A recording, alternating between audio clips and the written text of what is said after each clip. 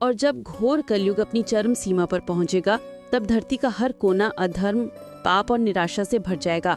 इंसान अपनी ही बनाई जाल में फंस जाएगा, जहां ना कोई विश्वास बचेगा, ना कोई सच्चाई, ना कोई करुणा और ना ही ईश्वर का नाम लेने की हिम्मत। हर जगह बस सत्ता, लोभ और स्वार्थ का साम्राज्य होगा। लोग धन के लिए अपनी आत्मा बेच देंगे और धर्म का नाम केवल दिखावे तक सीमित रह जाएगा। मंदिर बाजार बन जाएंगे और गुरुओं की जगह व्यापारी बैठेंगे। इंसान का विवेक इतना गिर जाएगा कि वह अच्छाई को पागलपन और बुराई को समझदारी मानने लगेगा। रिश्तों का अस्तित्व खत्म हो जाएगा। माता पिता अपने बच्चों से डरेंगे, भाई अपने भाई का गला काटेगा और दोस्ती केवल फायदे तक सीमित रह जाएगी। स्त्रियों में लज्जा और मर्यादा समाप्त हो जाएगी। पुरुषों में संयम नहीं रहेगा। हर कोई अपने सुख के लिए दूसरों का विनाश करेगा।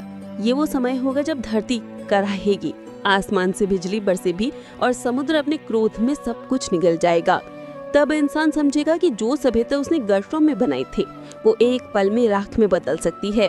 विज्ञान, तकनीक व शक्ति सब बेबस साबित होंगे। प्रकृति का क्रोध असीम होगा।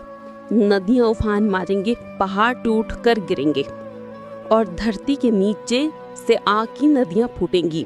तब लोग समझेंगे कि ईश्वर से बड़ा कोई नहीं और प्रकृति के साथ खिलवाड़ का परिणाम कितना भयानक हो सकता है। चारों दिशाओं में अंधकार फैलेगा।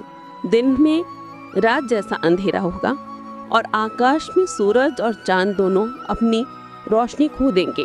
तब एक राक्षस कली पुरुष संपूर्ण मानव जाति पर शासन करेगा। उसकी माया इतनी प्रबल होगी कि लोग उसे ही ईश्वर मान बैठेंगे। वो अपने जादुई छल से लोगों के मन पर अधिकार कर लेगा। इंसानों को लालच, भय और अहंकार के जाल में फंसा देगा। धर्म के नाम पर युद्ध होंगे, प्रेम के नाम पर पाप होगा और शांति के नाम पर विनाश। यही होगा कलयुग का असली चेहरा। लेकिन जब अधर्म अपनी सीमा लांघ जाएगा, तब सृष्टि का संतुलन वापस लाने के लिए भगवान विष्णु का 10वां अवतार श्री कल्कि इस धरती पर अवतरित होंगे। वे एक तेजस्वी योद्धा के रूप में प्रकट होंगे। उनके चेहरे से अग्नि की तरह प्रकाश निकलेगा। उनके घोड़े का नाम देवदत्त होगा, जो हवा से भी तेज दौड़ेगा। उनके हाथ में दिव्य तलवार होगी, जो अधर्म को जला देगी और उनके आगमन के साथ ही धरती कांप उठेगी। कल्कि अवतार का लक्ष्य केवल एक होगा, पाप का अंत और धर्म की पुनर्स्थापना। वे कलि पुरुष और उसके अनुयायियों का विनाश करेंगे। अधर्म, हिंसा और छल से मुक्त एक नई सृष्टि की नींव रखेंगे। उस युद्ध का वर्णन कोई मनुष्य नहीं कर पाएगा, क्योंकि वो युद्ध केवल शरीरों का नहीं, आत्माओं का होगा। देवता, ऋषि और ब्रह्मांड की सभी शक्तियां उस क्षण साक्षी बनेंगी, जब अच्छाई बुराई पर विजय पाएगी। कल्कि अवतार जब अपनी दिव्य तलवार से कलि पुरुष का वध करेंगे, तब आसमान से पुष्पों की वर्षा होगी और धरती फिर से पवित्र हो जाएगी। इसी के साथ शुरू होगा महाप्रलय।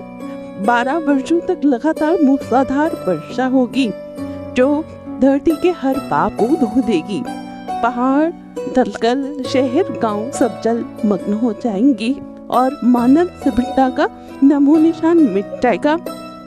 जल सब कुछ निगल जाएगा, परंतु उसी जल से नई सृष्टि जन्म लेगी। 12 वर्षों के बाद जब वर्षा थमेगी, तब 12 सूर्य एक साथ आकाश में उदय होंगे। उनकी किरणें उस जल को सोख लेंगी और धरती फिर से उजली और स्वच्छ होगी। वृक्षों की नई कोंबलें फूटेंगी, नदियां फिर से कल कल बहेंगी और पशु पक्षी नए जीवन के साथ जन्म लेंगे। तब सत्य करना गया और प्रेम के साथ नया युग आरंभ होगा, सत्य युग, जहाँ हर हृदय में ईश्वर का वास होगा। कोई झूठ नहीं बोलेगा, कोई हिंसा नहीं करेगा और हर इंसान अपने कर्तव्य को धर्म मान कर निभाएगा। ये वो समय होगा जब धरती फिर से स्वर्ग समान होगी। लोग एक दूसरे के दुख में सहभागी होंगे। लोग अहंकार और छल का अस्तित्व नहीं रहेगा और मानवता फिर से अपने सबसे पवित्र रूप में लौट आएगी। लेकिन ये चक्र यहीं खत्म नहीं होगा, क्योंकि समय चक्र ये है। हर सतयुग के बाद पेड़ त्रेता द्वापर और ये सृष्टि विनाश और सृजन की इस अंतहीन नृत्य में हमेशा घूमती रहेगी। यही भगवान विष्णु का विधान है, यही समय का नियम है और यही सृष्टि का धर्म है। जब इंसान अपने धर्म को भूलकर पाप के मार्ग पर चलेगा, तब प्रकृति उसे उसकी सीमा याद दिलाएगी, चाहे वो आग हो या प्रलय।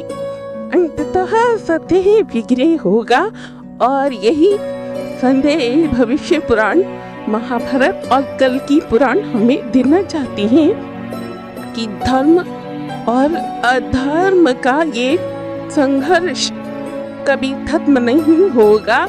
यह संसार चलता रहेगा और हर युग में ईश्वर अपने भक्तों की रक्षा के लिए अवतरित होंगे, क्योंकि जहाँ सत्य है वहाँ ईश्वर है और जहाँ ईश्वर है वहाँ सृष्टि कभी नहीं हो सकती।